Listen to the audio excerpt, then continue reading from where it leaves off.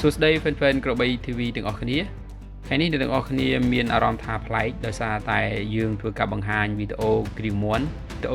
នេះពុំសូវមានអ្នកបង្ហាញនោះទេហើយវីដេអូនេះមានសារៈសំខាន់ណាស់សម្រាប់អ្នកចិញ្ចឹមមាន់ជាពិសេសនៅតាមកសិដ្ឋានចិញ្ចឹមមាន់តែម្ដងការគ្រាវមាន់នេះមានសារៈសំខាន់ណាស់បងប្អូនដោយសារតែការគ្រាវនឹងធ្វើឲ្យមាន់វាឆាប់ធំបានល្អការលូតលាស់របស់វាក៏ស្មើគ្នាដែរមានន័យថាមាន់ច្រើនវាលូតលាស់មកគឺប៉ុនគ្នាតែម្ដងសម្រាប់សាច់វិញវាទន់ហើយនឹងឆ្ងាញ់ជាពិសេសគឺវាមានជាតិខ្លាញ់សមស្របដែលធ្វើឲ្យតម្លៃនៅក្នុងទីផ្សារហ្នឹងងាយស្រួលក្នុងការលក់ជាទូទៅសម្រាប់ការគ្រាវមានច្រើនប្រភេទណាស់បងប្អូនគេអាចធ្វើតាមវិធីវះកាត់យកកលៀនចេញឬក៏ប្រើប្រាស់ថ្នាំឬក៏អរម៉ូនឬការគ្រប់គ្រងដោយបំបែកវងមានន័យថាដាក់មាន់ឈ្មោលផ្សេងមាន់ញីផ្សេងបងប្អូនប៉ុន្តែសប្តាហ៍ថ្ងៃនេះគឺគេនិយមនៅក្នុងការគ្រាវដោយសារតែការគ្រាវហ្នឹងវាងាយស្រួលជាពិសេសហ្នឹងគឺមានទំនុកចិត្តពីអ្នកទិញដោយអ្វីដែលបងប្អូនបានដឹងអញ្ចឹងកាលណាបើយើងចាក់អរម៉ូនធ្វើឲ្យអ្នកទិញនឹងគាត់អត់មានទំនុកចិត្តទេគាត់ខ្លាចប៉ះពាល់ដល់សុខភាពរបស់គាត់សម្រាប់វិធីសាស្ត្រនៃការគ្រាវវិញភាគច្រើនគឺគេគ្រាវមាន់ដែលវាមិនទាន់ពេញវ័យកាលណាបើមាន់មិនទាន់ពេញវ័យការគ្រាវសត្វមាន់នឹងងាយនឹងជាសះស្បើយ